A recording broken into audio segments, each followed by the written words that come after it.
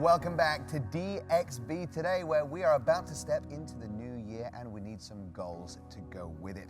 So, when we are coming up with our goals for the new year, it is very, very important to think about our finances, our financial goals, not just for the coming 12 months, but for the rest of the year. And with us here tonight, we have Jay Tolentino, who is a personal finance coach. Jay, thank you so much for being on the show. Pleasure to be here. So there's so many questions I could ask you when it comes to finances. Everyone I'm quite good at savings. I've got savings down. I haven't got investments quite figured out yet. What would you say is the biggest mistake people make? Is it not saving or is it not investing? Well, it really depends on the goal. Savings and investing are both important.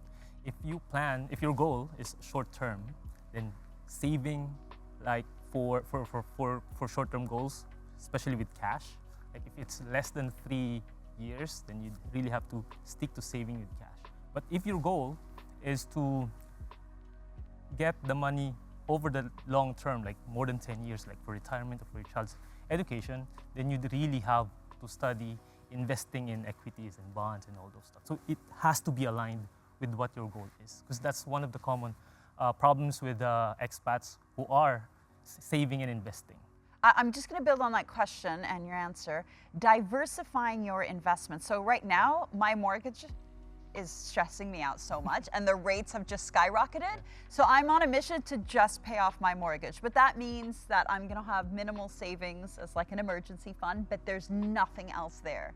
So God forbid something goes wrong with that house, then I'm going to lose everything. Is it kind of okay to be like, oh, I'm really focused in the next couple of years, I just want to pay off my mortgage? Or are you like, no, slow down and, I don't know, balance it out? It really depends on your succeeding goals. If you're paying for the mortgage, like you want to make sure that it's always paid, right? And you don't want to lose the house. So you need to have buffer money to keep it paid for the next coming years. And you're right, you really have to check with the rates by the banks, because it changes quite a lot. And we want to make sure that we have enough money to cover those bills. Like mortgages, you always pay for it probably for the next 10, 15 years. You want to make sure that you have enough money to cover that even for the next 12 months. I call it the expected expenses, because you have to pay for it every month for the next 12 months, and you need to have enough money to cover it so that you don't lose your house. It's really important. What about, Marissa, what are your thoughts? Because you seem intensely listening. listening. Well, we have a relationship with money, and studies show that is set before we're 7 years old. And if our parents go, look at that fat cat, they're filthy rich, we see having money as a bad thing. And you've got to change that and think, I could have a lot of money, and if you do good things with it, you'll get rid of the fear. So make a list of all the good things you would do for other people if you had money. Then you stop thinking about being filthy money, fat cat, dirty money. You've got to stop all of that, because how can you be wealthy if you think people who have wealth are bad? A lot of them are very, very good and do very good things with it too. What about, Jay, then let's talk emergency funds, because as expats as well, we try and, like, as Dina said, balance it out. We try and want to live the high life, but we also want to save. But sometimes we are kind of what's known as hand to mouth, but we should be saving those emergency funds, right? Exactly, especially when the pandemic hit, right? A lot of expats flew back home because they never knew what an emergency fund is until a pandemic happens, right?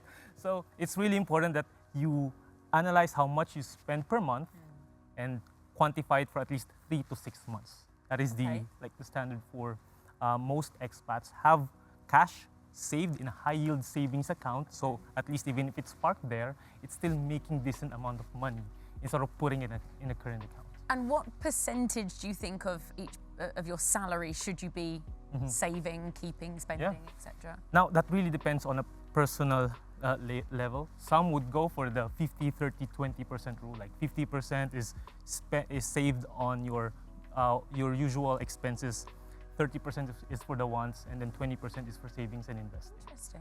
But some, if you're really starting out, I would say that you start with the amount that you can. Even if just you start with 1 dirham, actually. It all helps. Yeah, it all helps, because you are building the habit of saving. It's about the habit and not the amount. Well, what are some of the common goals that people make, or common mistakes, I should say, people make when setting financial goals? Okay, so one of the common mistakes is they lack clarity of what they really want.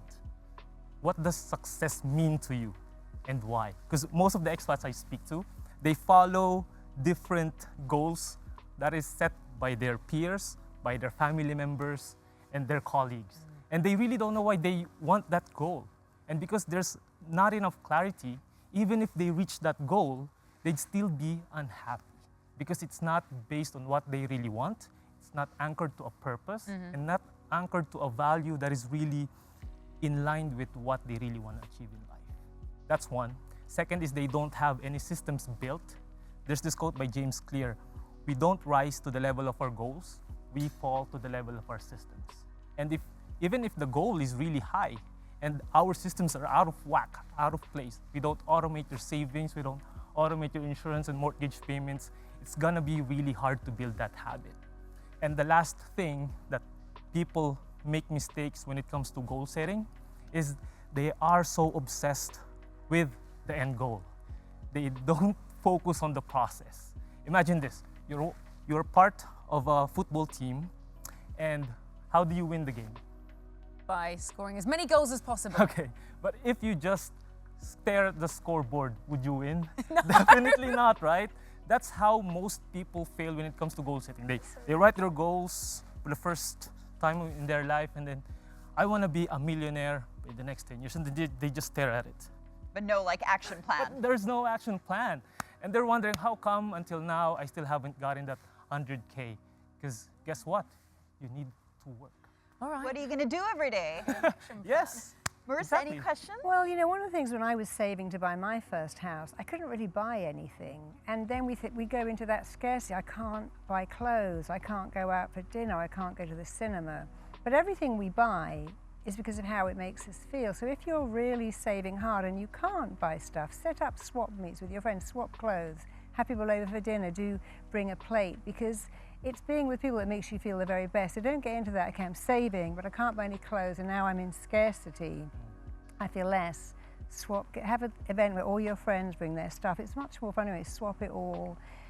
Get vintage stuff because it's good for the planet, but get out of that mindset, I can't buy, and go, I love swapping clothes, and I'm helping the planet. I love buying vintage, I love swapping with my friends, I love having people over, we all bring a plate instead of going out for an expensive restaurant.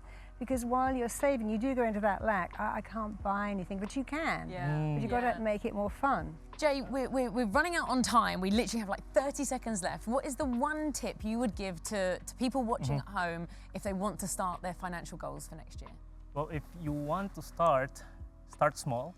It's about the habit, not the amount.